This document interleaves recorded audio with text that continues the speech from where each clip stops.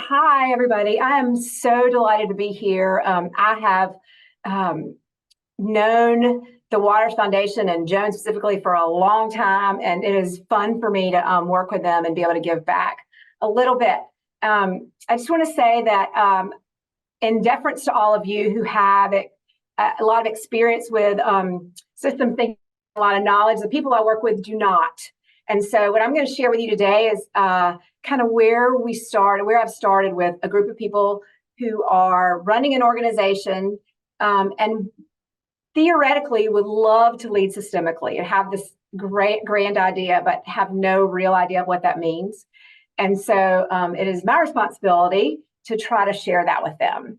So this is probably not going to challenge your intellectual understanding of systems thinking. However, my hope is that it will give you something that maybe you could take and share with just anybody kind of idea, because there are definitely people, this is definitely for a first timer kind of thing. So so we're going to be using Slido. So if you will join, we're going to talk about, we talk about sharpening your problem solving skills with systems thinking. And here's how we got there.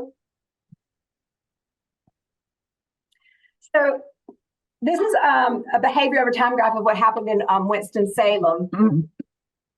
Around the year 2010, we started talking about systems thinking in schools, and our superintendent got excited. And just like anything, we went for a while and things got pretty exciting. And then we had 3 years of the Waters Foundation coming in and training us. And then about 2014, 15, we had a major event where our school board decided, because we're in the South, that things that aren't easily comprehensible are not good. And so they put a little stop on system thinking and said, no, you can't do that anymore. So we had a drastic drop in our progression of system thinking and learning. And there were a few people who'd been kind of with it from the beginning and kept there, but there were most people just kind of dropped off. So then in the next few years, times continue to change, people continue to change, and we have a new superintendent who actually who is very interested in thinking systemically and looking at our system in a way to integrate it with others. And so after the dotted line is my hope for the future and how things are going to continue to progress up. And the reason I have that hope is because we have come up with new competencies for leaders in our system. And under facilitates change, we have solves problems with a systems thinking approach. And so that got me super excited. And because of that, one of the things that I decided to do was to figure out, okay, how am I going to get that down to leaders? So when they're talking about problem solving, I was like, what does systems thinking, how can I get that? So I thought that the habits would be great things for the leaders to learn about solving their problems. So first thing I did was I began by going anywhere and everywhere. I did an introduction workshop, a 3-day workshop in the summer for anybody who would come. I did instructional services leadership, talking about the vantage point for solving problems. I did a group of classroom teachers. I did an elementary school and met with every teacher in the school in their PLT, which is a professional learning team, which schools meet together, grade levels, subject matter, such things. I met with all of our multilingual learner teachers and talked about becoming language architects. Talked with central office and school-based leaders about creating equitable structures to ensure equitable student outcomes. And then I even had a monthly cohort with all the instructional facilitators in our system, with academically gifted teachers and with anybody who would volunteer. So 3 separate things. So we had a lot going on trying to just build knowledge and capacity. Then my question to myself was, how am I going to bring this to life for leaders? Because our leaders really need this, and it is one of their competencies after all. I said, we're going to do a virtual lunch and learn. They could sit right at their desk and learn. So what I offered was, and this is a whole bunch of words and you really don't have to read it, but I gave them this information so that they could kind of get an overview of what it is, what systems thinking is, and how it could be beneficial to their roles. And so I set up a series of 6 professional development, 30 minutes, eat your lunch and let's talk about systems thinking using the habits. What I did was combine the habits, I think, in kind of a unique way with problem solving skills. And I combined a couple, and we had seeing the whole, remaining open to possibilities, making connections, harnessing creative tension. That one was a fun one to do. Getting to the bottom of it, and then finding the biggest bang. And those titles got people interested, and that became a whole lot of fun. So what we're going to do today is I'm going to go through the seeing the whole module that I did with the principles. So here we go. Now, Kelly, when you say the principles, and you had said that this was for leaders, so was it just principals that came? No, I said that wrong. It was for principals, assistant principals, instructional facilitators, anybody. There were a few central office people who came. It was volunteer, which made it really cool. So the people who came were interested, and they weren't huge groups. They were around 10 is what they wound up being. And that was great because we had a ton of interaction. Okay. So that made it really fun for them and me. I just wanted to clarify who the leaders were. Okay, thanks. You're correct. Okay. So we started out by taking a look at this and just kind of wanting to know what they saw. And so if you will take a look at that and tell me kind of what you think it is, and just put it in the chat, but don't press send until I ask you, and we'll all do it at the same time.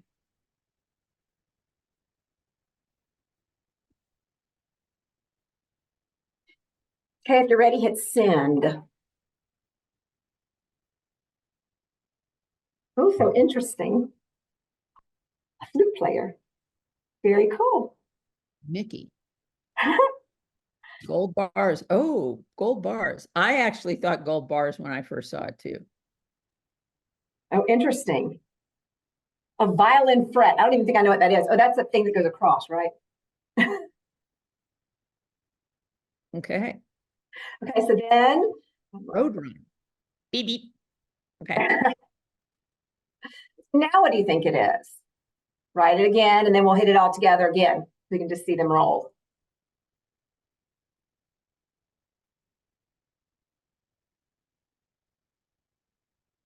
Okay, go ahead and hit send. Legs, jeans. Jeans, someone seating. Okay. Next one, octopus. I love that. Octopus. Oh. Try that. Go ahead and hit send as soon as you're ready with this one. Boy. I'm gonna put boy looking at a dinosaur. Dino. Dynamite.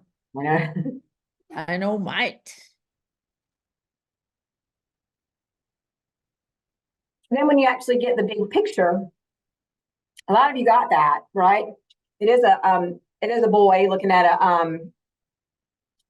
dinosaur, and it's from a children's book. So I want you to add this in chat too, please. What changed for you as the slides changed?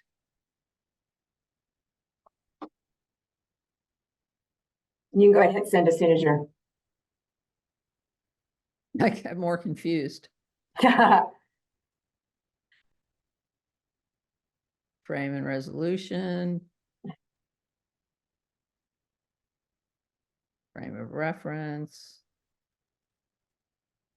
And how did whatever you say help you to see the big picture?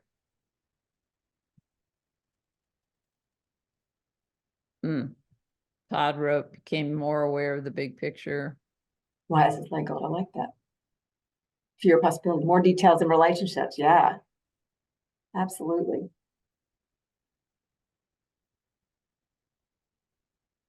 I could stop focusing on one small piece. Seeing the context, more details. A little limber, I like that. The last question, and I would love for a couple of you to chime in on this. If you want to raise your hand and we'll just.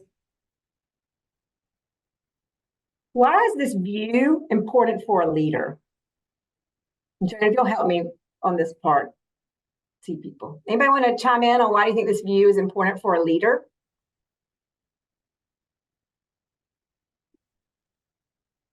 I think it's important because we often make assumptions that we know the whole picture when we don't know the whole picture. Absolutely. We need to figure out more information. Absolutely. And Thanks. I think the exercise is really interesting for leadership because it shows how many different interpretations, how many different ways of seeing anybody engaged in the process is bringing to the process. Yeah, that's very interesting. Anybody else like to share why they feel like that's an important view for a leader?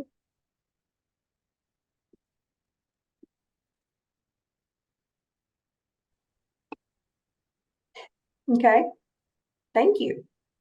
So this is the Ohio State University marching band. And we're going to just watch them a little bit. So if you just will take a second, make sure got my sound on, everything's on. Kind of watch and enjoy.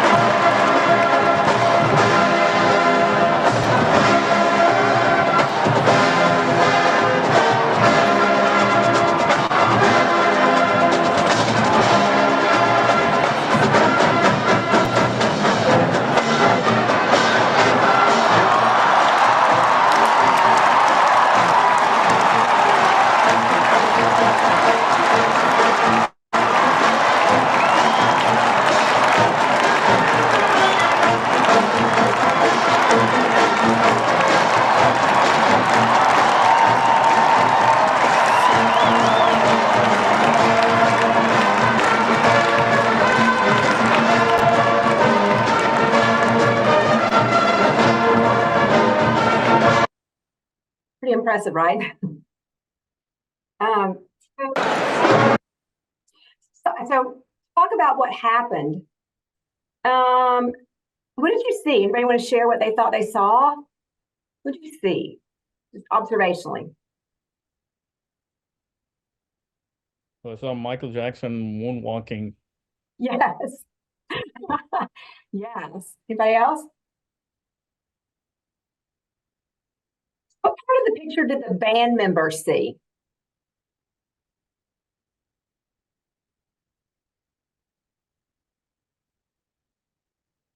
Probably just the people that were nearest to them. Yeah, probably. What about the spectator view? What was that? Dependent on where you are in the stadium. Absolutely. Absolutely. Do you think one view was more important than the other? Why or why not?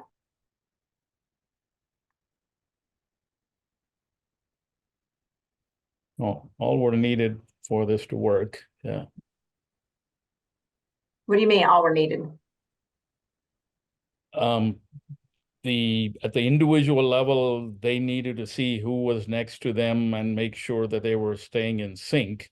Mhm. and for that whole thing then to emerge. And I'd add a little bit more to what did the band members see, whereas they physically may have seen each other, mentally they were seeing what we were seeing. Oh, that's interesting. Yeah. Okay, so here's your first Slido. Now you've seen that, the band, we talked about the different views. What analogies can you draw from that to what you do, to your work?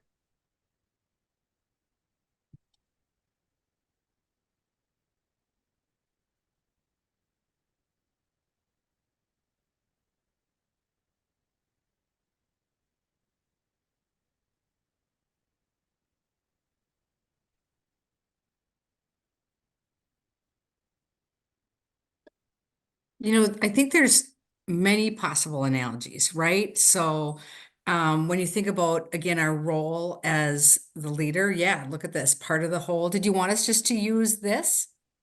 I mean, you could, Speak out loud? listen, I'm good with whatever. You want to talk, let's talk. You want to, Okay, I love that activity that kind of brought us from right the shallow end to the deep end, right, of understanding systems thinking. And thinking about, again, in our role is, again, different perspectives, which people already highlighted, right?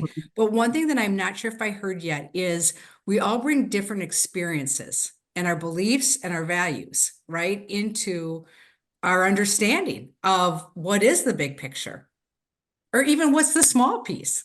right.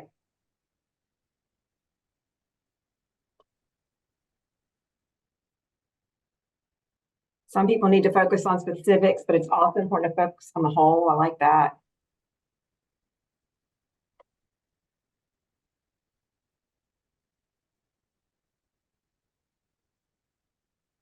Trusting that if you commit to a shared goal, we can work together to achieve it. Wow.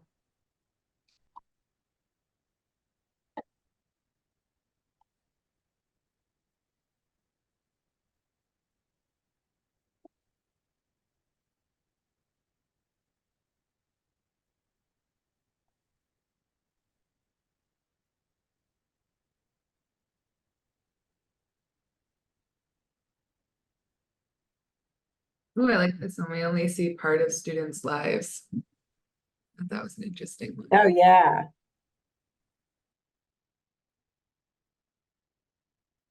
That's a clear purpose. Yeah. You guys did a lot better than the leaders who don't know anything about systems thinking did.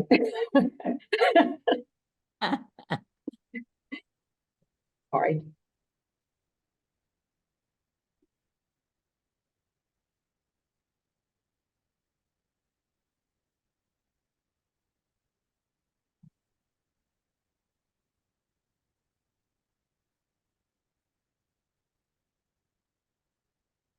Why is this mouse stuck here?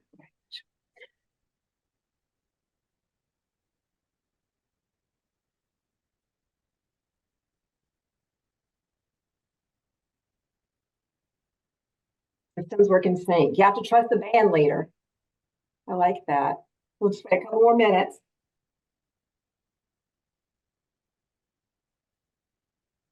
Alignment of individual efforts.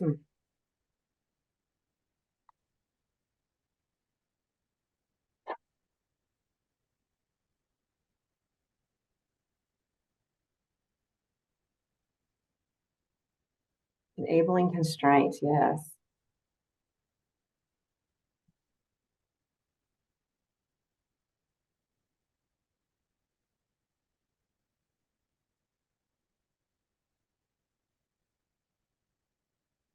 Hmm.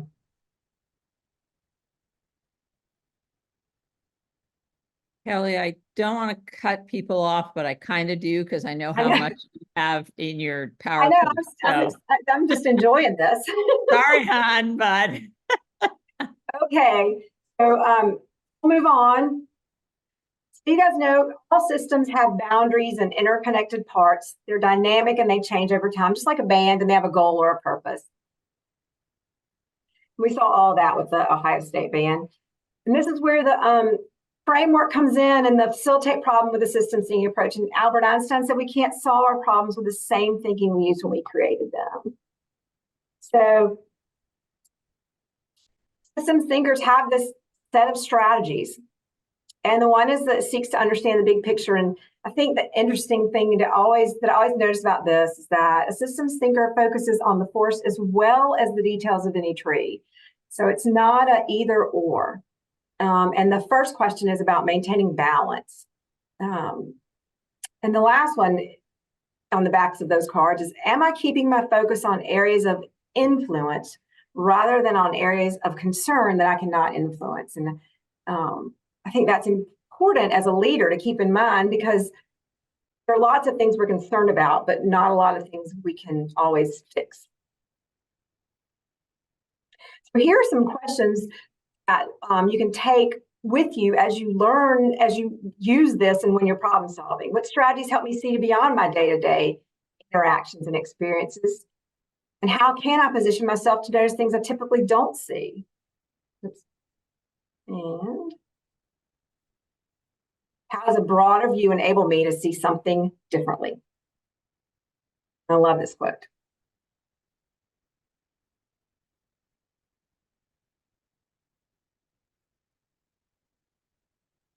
Not an either or. We got to think about the big things while we're doing the small things, so that all the small things go in the right direction. Well, one of the theories is that every system is perfectly designed to produce the results it does. That worked out great for Ohio State. They had a moonwalking band. I've never seen anything like it. But every system is perfectly designed to produce the results it does. So I have another system I'd like you to watch. This one is super short. It's about 20 seconds, so hang in there. And hopefully you'll see it. If not, we can watch it again. But look at this system.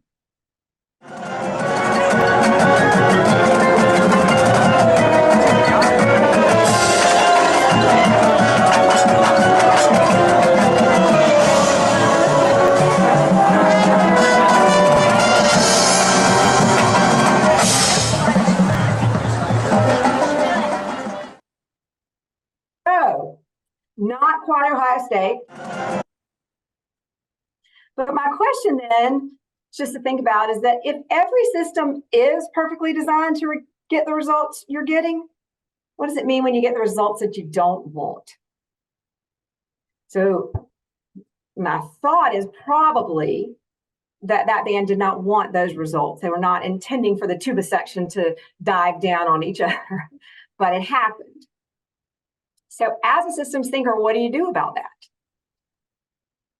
Just because the results aren't aligned with your goal doesn't mean that the system's still not working the way it was built, right? It means there was a flaw. Yeah. There was a flaw in either the design or the execution or whatever. But whether you like the results or not, Your it's system is perfectly designed to get you the results you got. Absolutely. And I love that you said that, because when you talk about a system structure generating its behavior, you get to focus on the structure of the system, right? And not the people. I think it would be super easy to point at that poor child who trips trying to go backwards while carrying a tuba and say, you messed up, right? But instead, the systems thinker is we're going to focus on the structure of what on earth caused that mess to happen. And how do, the questions to ask yourself, how did the parts affect one another? Well, gosh, those parts were super intertwined. How does the organization and interaction of parts create behavior that emerged? You're right. It wasn't what they wanted, but it's what they created. And the last one, when things. Kelly, you've gotten some comments in chat. And also, if people haven't noticed, Alexandria, a member of our systems team, thank you, our water center team, has put a link to all of the habits. Kelly's been showing some of the pertinent habits cards in her slides, and Alexandria has put a link to all the habits and the flip cards version in the chat. So if people want to go and look at those, that link is in chat. And then Kelly, for you to know, people have put some comments in chat like change the system, something in the system is causing the problem, experience is what you get, when you don't get what you wanted. So I just want you to know that, Yeah. Judy spoke up with a comment, but I also want you to know that you've been getting some comments in chat also. Oh, good. Thank you for sharing that, because wasn't looking, but I think it's fabulous. I think you all understand that very well. But I think in general, organizations tend to want the blame, want to know who to blame so we can figure out who's at fault. So let's get rid of them, or let's do something different. And focusing on the causes rather than blame is huge. So if you're thinking systemically, you're avoiding blame. You're not focusing on the people, you're thinking on the structure. And this chart shows kind of different ways to live when you're analyzing a problem, focusing, and the intent, and then the outcome in a world of blame versus a world of accountability. Because when you begin to look at a system structure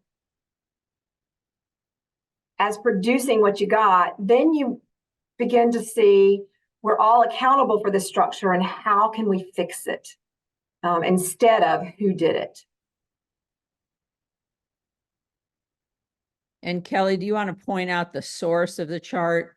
I do. This chart came from the systemsthinker.com. It's a little newsletter. I think it's probably it's a few years old, but I think it fascinates me to dwell on it, just to think about. I think we've all been in places where blame kind of keeps us moving and keeps us on our toes. And, let's find out who did it and it's their fault and you were wrong and I'm going to make you pay. And I won't reveal my mistakes. I'm not going to let it happen. As an educator, that happens a lot, especially in the high stakes testing life that currently is existing. But look at the world of accountability.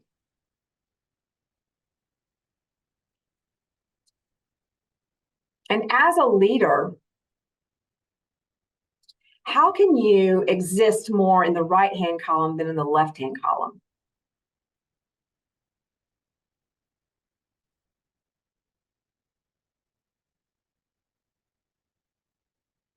To stay in inquiry, to inquire, like inquiry is your best friend.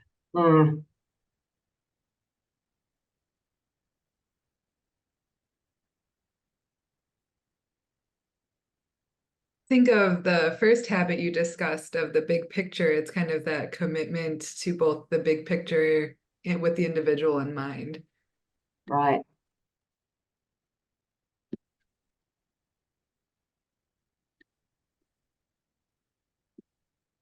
One thing I'd say about the outcome on the positive side, I think it might be nicer to say, I want to talk about this experience so we can all learn something rather than mistake. Yes. Yes, I do like the word experience rather than mistake. And actually, when Jen and I were talking about it, she talked about Jim Waters not wanting to use the word mistake, right? Isn't that what you said to me? Yes, Yeah, ma'am. just don't use the word. Yes, absolutely. I did mention that. It's tough. Yeah, it's tough to get that mindset. Language is so important. In my experience, because I came from an education background and working with 11, 12, 13-year-olds and trying to be very mindful. I tried to be with young people, being very careful with the language you use, because language leaves an impression in the brain. And whether you're working with young people or adults, just the word you choose, sets triggers in the brain and tone. So. Yeah. In the chat, somebody wrote, words make worlds. Yes, absolutely. Thank you, Colleen. Yeah. So.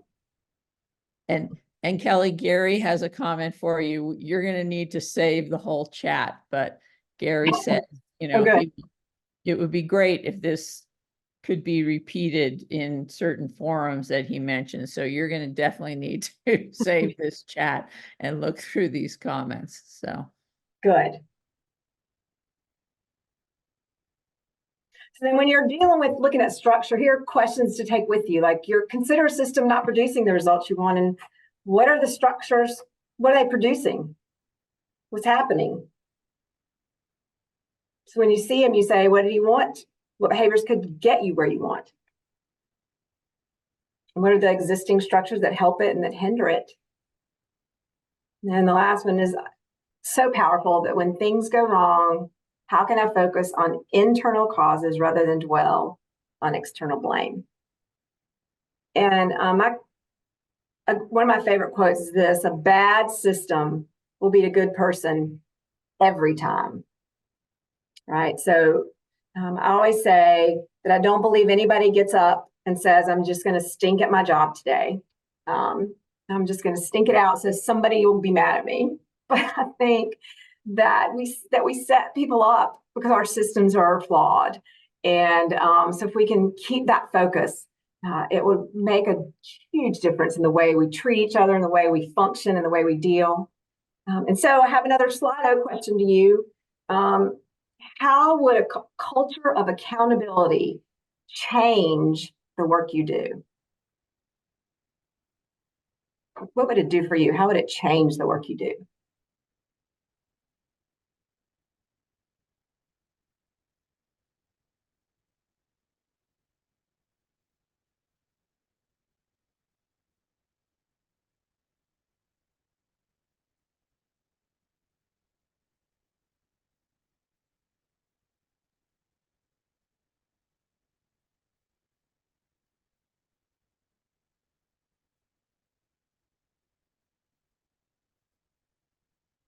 Willing to take more risks. So trust and courage.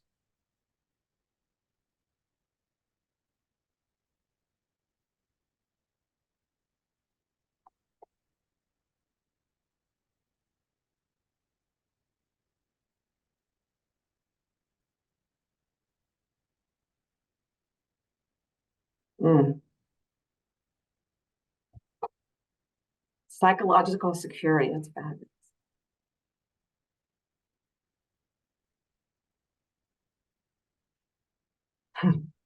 Radically. I love that.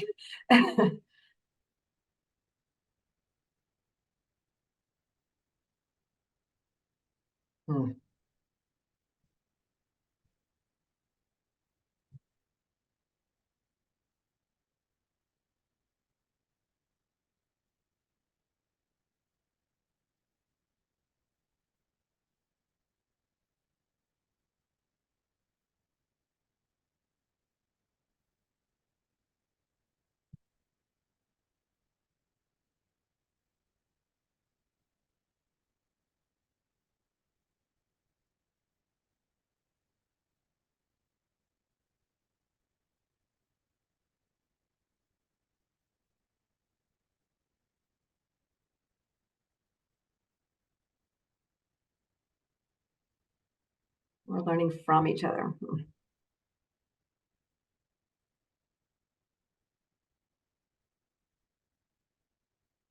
I like that. A braver workplace. I like that.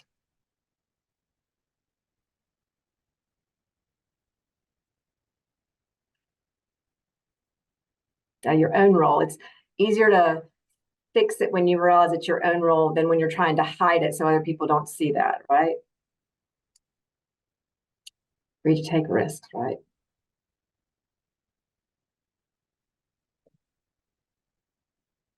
The right things at the right time in the right way.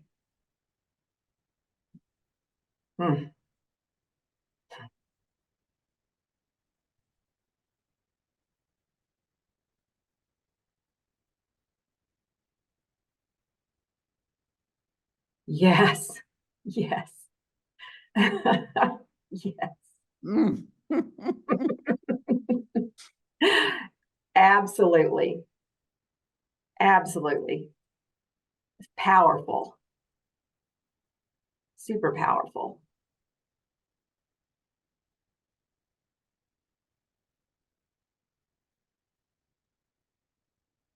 Mm. Yeah, I think it's a sad state when a lot of people do work out of fear. I want to hide because I don't want anybody to know what's really going on. I'm afraid they'll figure out that I don't know what I'm doing.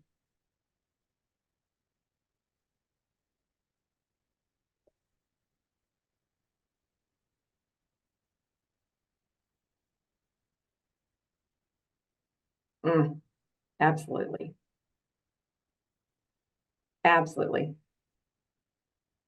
Okay, well, we're gonna move on. And then the last thing that I always ask of the people was, after we've talked about this, and you can think about this too, what's one thing that you would commit to incorporating into your problem solving strategies? We talked about a lot of different things with looking at the big picture and realizing that structure generates behavior. But out of all the things, what's one thing that resonates with you that you would want to make sure that you incorporate into your practices?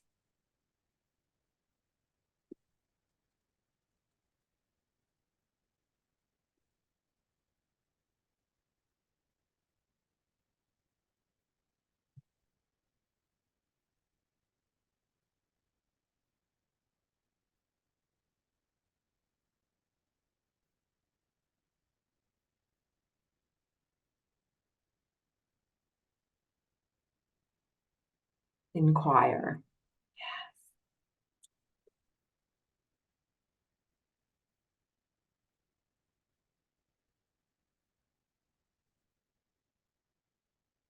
Hmm.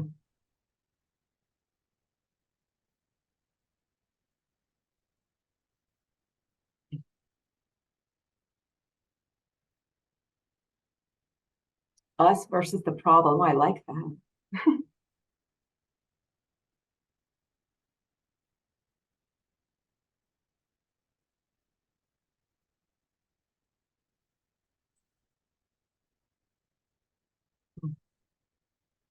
Benefit of the doubt.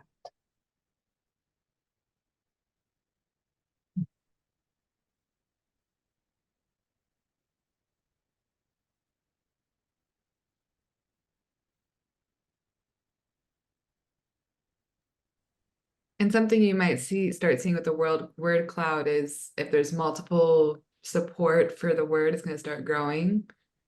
So if you see something up there that resonates, you could still put it up there.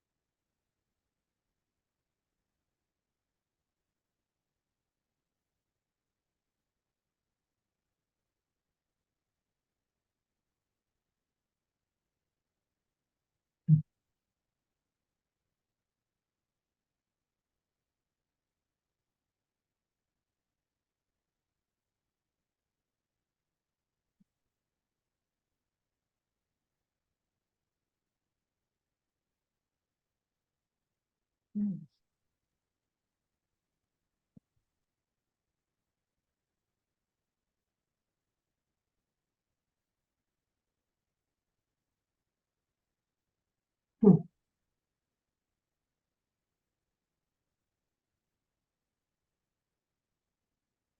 I also see some related terms that maybe aren't the same word. So I saw benefit of the doubt and assume positive intent. So it's cool to see the interconnection. Yeah.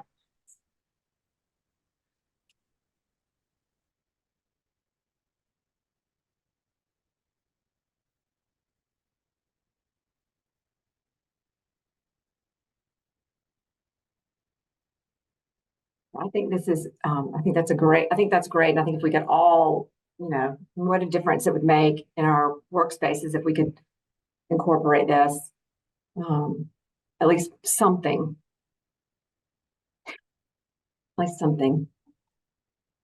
But one thing I always have the people in the workshop do is they have to tell somebody, commit to somebody else to checking on,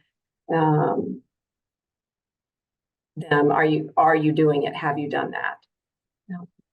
And so this was the first one we did, and it got some great participation. The second one was better though, because I mean, we got more people because I think people talked about this one, and then people came back. But that is all that I have for you, and thank you